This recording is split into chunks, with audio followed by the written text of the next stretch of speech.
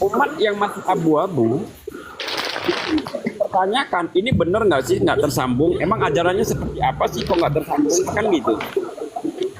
Nah, di samping kita giring juga ke persoalan akhlak, karena mustahil zuriyah Nabi itu akhlaknya nggak mulia, itu mustahil. Mustahil zuriyah Nabi itu memalsukan makam, memalsukan sejarah, memalsukan pahlawan. Mustahil zuriyah Nabi itu kerjanya caci maki, apalagi mustahil zuriyah Nabi itu ada yang murtad jadi pendeta. Kenapa mustahil? Karena Imamul Mahdi Khalifatullah itu akan terlahir dari min zuriyati Rasulillah. Artinya Kanjeng Nabi punya nasab yang mulia, akan melahirkan zuriyah yang mulia. Karena di akhir zaman nanti akan terlahir Imamul Mahdi Khalifatullah. Dan ini pasti terjaga. Jadi kalau ada yang mengatakan bahwa oh, mungkin aja itu zuriyah Nabi, tapi kan mungkin akhlaknya sekarang tidak sesuai dengan norma-norma, kaidah-kaidah kita sebagai pribumi Nusantara. Bohong. Kuncinya adalah mustahil ada zuriyah Kanjeng Nabi yang akhlaknya tidak mencerminkan akhlak Kanjeng Nabi. Kan begitu Kang dari Ya, pecinta betul. dari jalur lain mungkin ada nggak Kenapa? dari jalur lain yang mungkin beragama lain begitu? Nah, Ya itu ada berapa orang yang murtad itu jadi pendeta dari Bani Balawi. dari bani yang lain, Itu masa dari segaf itu. Iya. Ya kalau dari Bani Alawi, Bani yang lain, saya kira itu kan sekarang ini bercampur baur kan tukang proyek. Di Indonesia ini kan beberapa Bani menjadi satu. Nah, mereka namakan Bani Alawi. Cuman asal muasalnya mereka kan juga kita tidak tahu. Karena apa? Karena di sekarang ini kan banyak fam-fam yang sudah bercampur baur. Jadi fam ini menikah dengan fam satunya menikah dengan fam satunya. Jadi akhirnya mereka itu mengambil fam-fam yang sudah terpopuler yang ada di Indonesia. Seperti umpamanya ini Assegaf, terus bin Yahya, terus bin Sihab. Itu kan klan-klan yang sudah kesohor gitu loh di Indonesia. Mengikutilah cara mereka, bin Smith kan gitu. Terus ada Al-Hamid kan gitu toh. Nah, sebenarnya mereka itu klannya banyak di bawahnya, cuman tertutupi gitu loh dengan klan-klan yang sudah besar. Begitu. Karena apa juga karena sifatnya itu tidak akan tersembunyi, karena tetap nampak seperti Kang Luko tadi bilang bahwa sifat seseorang itu dari klannya tidak akan terkubur, pasti akan ada di permukaan. Itu Betul. sudah tidak usah sudah secara alamiah dan naturalisasi, sudah natur, itu pasti gitu. Yang penting gini, menurutnya gini juga Kang Dargo, kita memang harus tahu juga bahwa zuriyah Rasulullah yang asli memang banyak di Indonesia, tapi tersembunyi. Oh iya Kang, betul. Itu loh. Nah, Ya. persoalannya banyak zuriyah asli yang tersembunyi ini yang kecium sama Ba'alawi, diba'alawikan, dan zuriyah aslinya diem, belum mau komen gitu loh, belum mau berontak gitu loh. Nah ini di sini permasalahannya Kang Pecinta. Permasalahannya seperti itu. Jadi banyak sudah dari kiai-kiai yang terbesar, yang kesohor, yang keilmuannya sudah tidak usah kita ragukan lagi, ya toh. Dari sanad keilmuannya juga sudah tidak bisa kita ragukan. Cuma kenapa? Pertanyaannya sekarang, kenapa mereka itu seakan diam dan membisu? Ada apakah di balik itu semua? Nah, ini loh pertanyaan yang tidak bisa terjawab sampai hari ini. Itu loh. Ya, proses seleksi alam. Jadi gini, kita harus mafhum juga ya bahwa dari zaman dulu yang namanya zuriyah Kanjeng Nabi itu memang dikejar dan dicari orang. Maka kenapa dia berkamuflase masuk ke daerah-daerah tidak lagi menggunakan nama klannya. Kenapa? Karena memang diincar, jadi inceran. Ini kan bahaya. Kan kita semua juga udah tahu bahwa yang namanya Dajjal belum turun, tapi pasukan Dajjal sudah menyusun barisan. Nah, kalau yang zuriyah asli ini menjadi sasaran empuknya pasukan-pasukan Dajjal ini, gimana coba? Nah, maka itulah kenapa mereka masih menyembunyikan diri, masih belum mau berontak pada saat diba'alawikan, ya kan? Ada di pelosok-pelosok itu. Bahkan kemarin cerita kita dari kawan kita di Kalimantan juga kan, ada beberapa yang memang asli itu bukan Ba'alawi tapi diba'alawikan. Dan itu betul-betul orangnya alim. Gitu.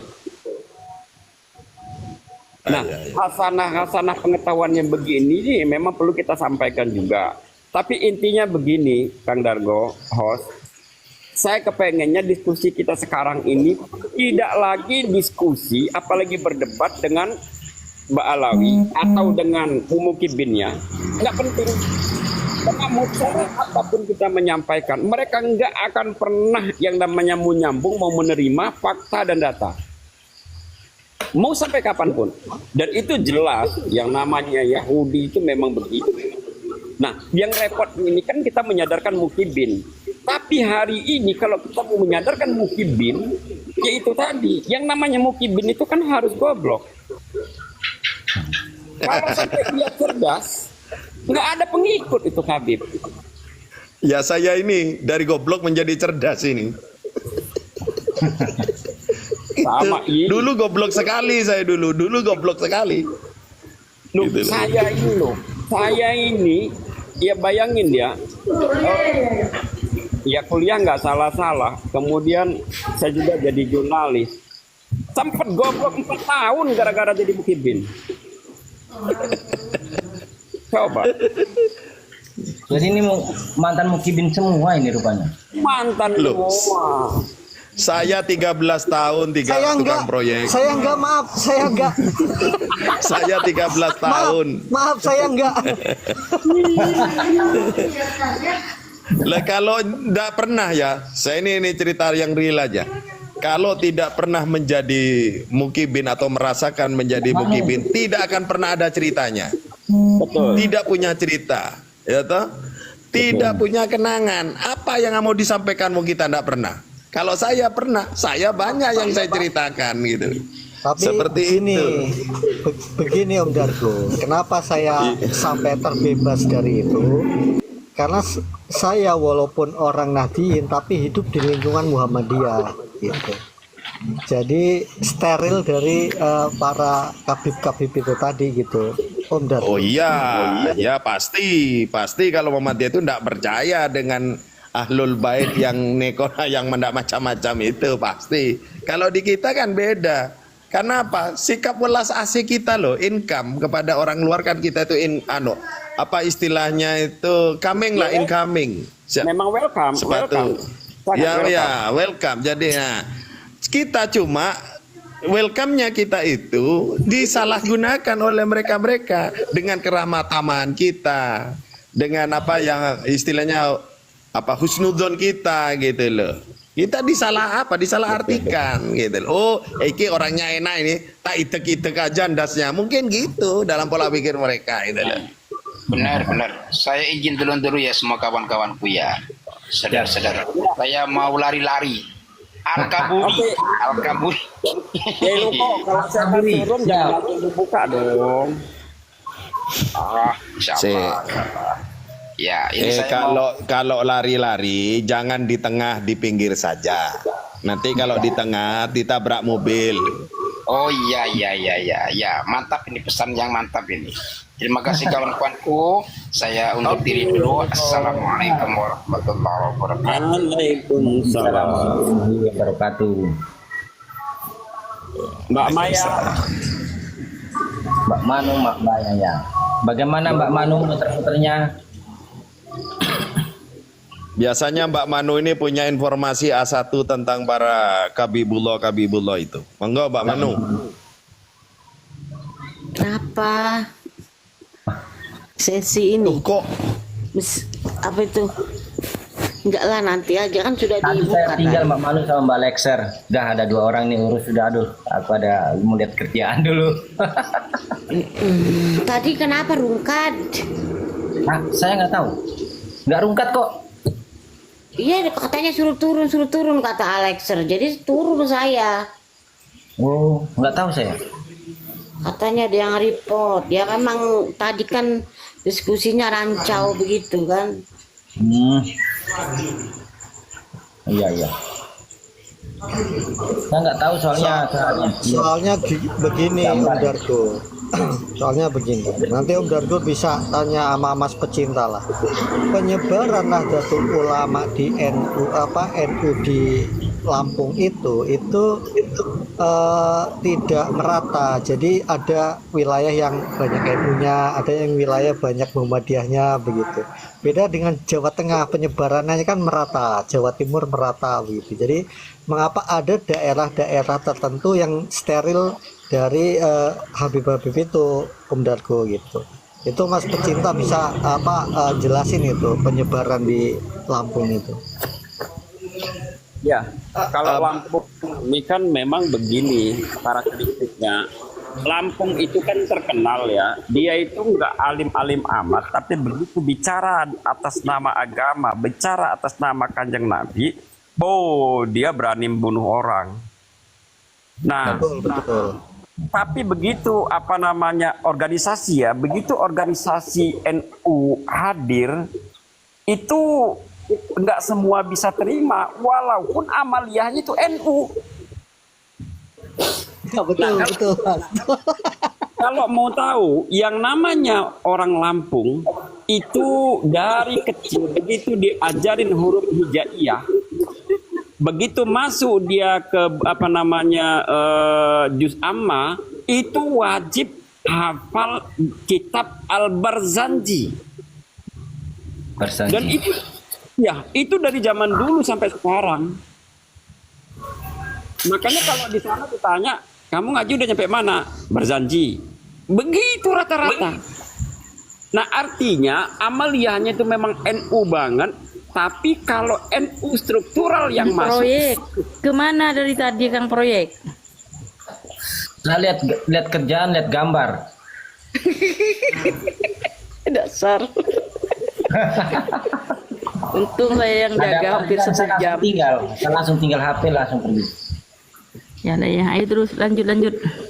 Nah, jadi itu kalau masalah karakteristik di Lampung, saya aja di desa Gedung Kata itu dari dulunya nggak ada namanya ranting NU, baru saya ini yang jadi ketua rantingnya. Itu padahal amaliyah NU itu yang di wilayah-wilayah yang memang penduduk pribumi. Tapi kalau wilayah yang memang kayak macam di Bagelen ya, Bagelen itu kan daerah transmigrasi nasional pertama tahun 1902 di Indonesia, kan masuknya ke Bagelen di desa samping desa kami. Itu cepat NU masuk langsung. Pokoknya daerah yang udah dimasukin sama Jawa Tengah, sama Jawa Barat, Jawa Timur, begitu NU secara struktural itu masuk langsung disambut. Tapi kalau daerah pribuminya, memang agak bukan si sulit ya, tapi ya agak kerja keras untuk membentuk strukturnya. Nah, maka kenapa kata Said Abbas Buntet dalam satu ceramahnya, di Sumatera itu orang suku yang pertama kali menantang Ba'alawi itu orang Lampung. Kan begitu, itu kan yang nantang itu kan Raden Intan, pahlawan nasional, yang itu memang min zuriyati Syekh Syarif Hidayatullah Sunan Gunung Jati Cirebon. Dia melahirkan 2 putra di Lampung. Kalau nggak salah hasil pernikahan dengan putrinya Raja Pugung Lampung. Satu istri pertamanya itu Putri Sinar Alam, istri keduanya itu Putri Sinar Kaca, melahirkan 2 klan. Ya kan? Nah, yang dari Putri Sinar Kaca itu melahirkan Pepadun, yang dari Putri Sinar Alam itu melahirkan Pesisir. Nah, dari pesisir ini lahirlah Raden Inten I, Raden Inten II, yang itu jadi pahlawan nasional. Nah, Raden Inten II inilah yang pertama kali menghalau Bani Alawi ini kena ngaku-ngaku cucu Nabi. Sampai keluarkan bahasanya Raden Intan itu. Kalau memang darah, tebas tangan kamu pakai pedang katanya. Kalau memang darah kamu masih merah, jangan ngaku-ngaku zuriyah Nabi. Itu kalau Sumatera. Jadi memang dari dulu keras Lampung ini, nggak mudah untuk menerima yang ngaku-ngaku begitu. Nah, dilala saya 2019 itu, kebetulan kan kawan rata-rata memang kiai-kiai, ustadz-ustadz semua pimpinan pondok. Nah, ada salah satu ustadz yang ngajak saya untuk mulai dekat dengan para kabib-kabib Balawi ini. 2019. Dari situ mulailah terkontaminasi jadi orang yang paling goblok. Sampai rebutan bekas minumnya itu. Bekas minumnya. Ya Allah. Iya, bekas minum. Bekas duriannya juga. Langsung kasih mau. Oh iya itu.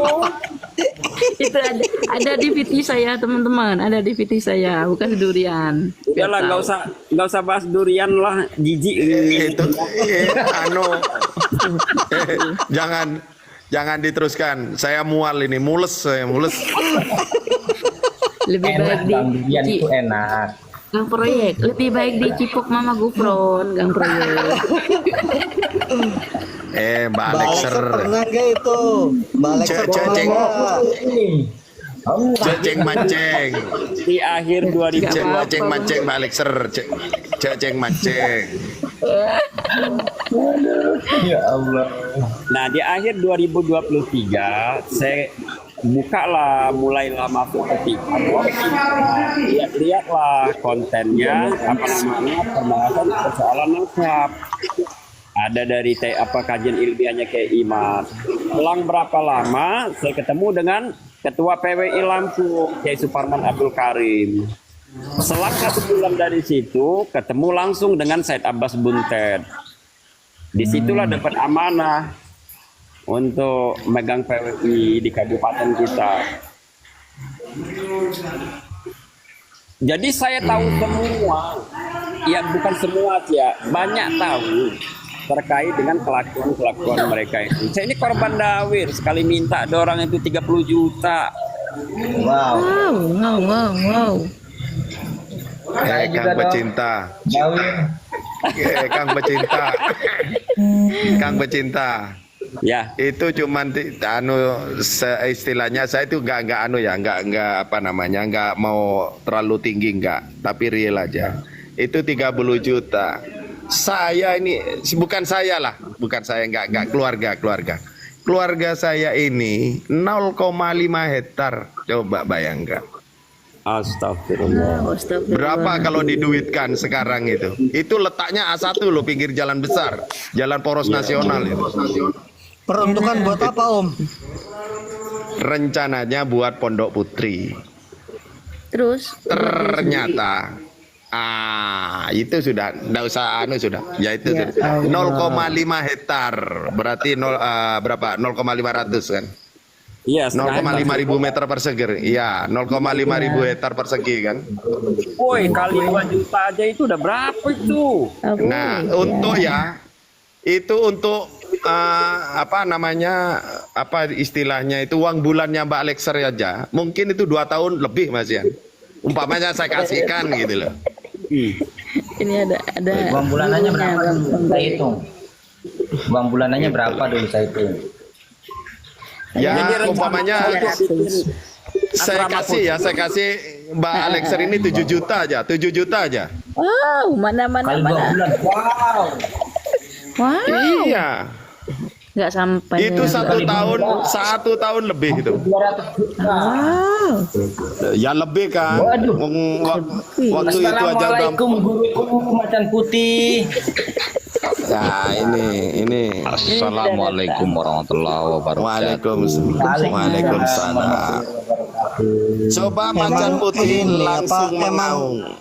Memang rusak majikannya macan putih ini, memang rusak kok, bener. Bukan majikan, dia yang majikan. Gimana? Dia majikan saya. Macan putih apa? Iya. Dia guru saya, andalan itu. Dia kasih ilmu menghilang, Guru dia lancrit. ajarin ilmu menghilang, luar biasa. Jadi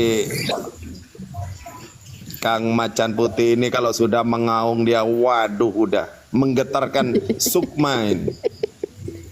Cekoda. Saya kena melolo sampean Mbak Lexer, coba kena melolo kan. Napa Bang Dargo. Nempian siapa? Suara tawamu itu bikin hatiku sakit. Pret. Aduh aja. Bagaimana kabarnya untuk Kang Mas Macan Putih?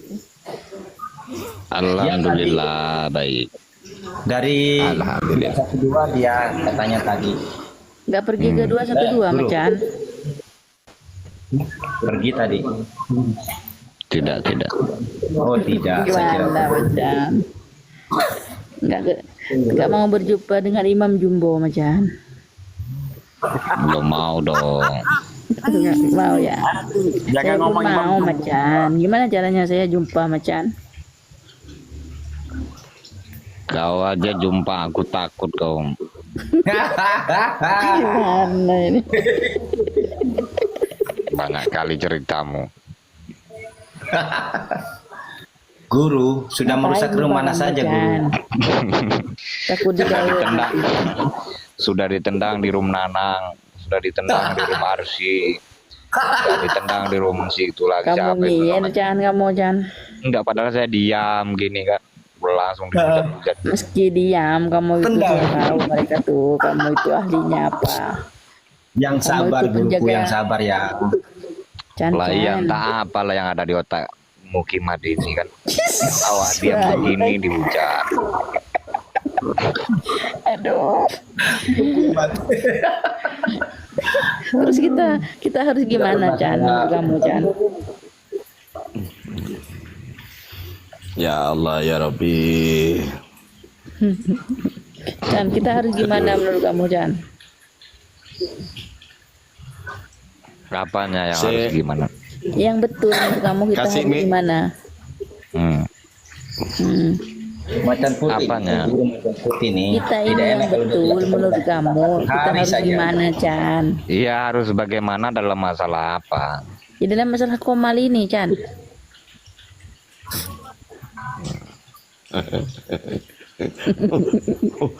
Langsung ninju. Alexer ini langsung ninju.